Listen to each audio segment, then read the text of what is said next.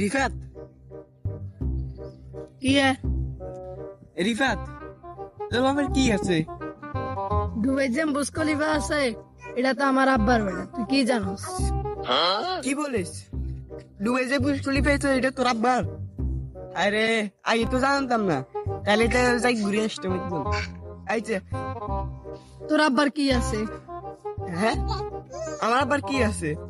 আরে বাংলাদেশ ব্যাংক আছে না, ব্যাংকের ম্যানেজার আমার আব্বা। তুই তাহলে জানিস বুঝেছি, জানুনি তারপরে কথা কইস। বাংলাদেশ ব্যাংকের ম্যানেজার।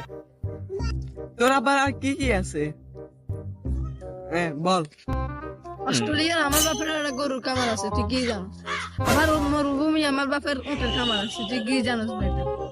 তোকে তো হলো কই নেই বেটা। তোর আব্বার কি আছে? কি আমার বাবার কি আছে? ও, আমি তো তোর অনেক কিছু বলি নাই।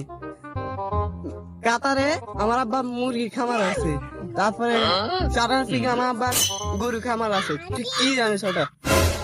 আমার আব্বার মুরগি খামার আছে, গরু খামার আছে, বাংলাদেশের ব্যাংকের ম্যানেজার।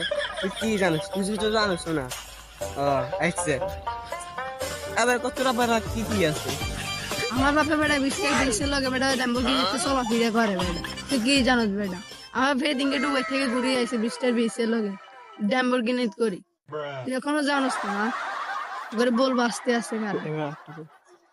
তোর বাপের কি আছে? এরকম মোষের দিকে তাকাই রিসুস খা করে। কিলি উপরে দিকে নিয়ে তুই বুঝাস না? আমার ছোট ভাই সামনে দেশে যা আর ফকচক করবে লাই। আর আমি তো প্রতিদিন সকালে রাজুদের বাসি পড়া সারে নাচতে করি না। বুঝতে হইব বড়, বুঝতে হইব। আমার ছোট ভাই সামনে দেশে আর প্রস্তাব করবে লাই, বুঝতে হইব। আচ্ছা থাক, তুই যা, আমি আসি। হ্যাঁ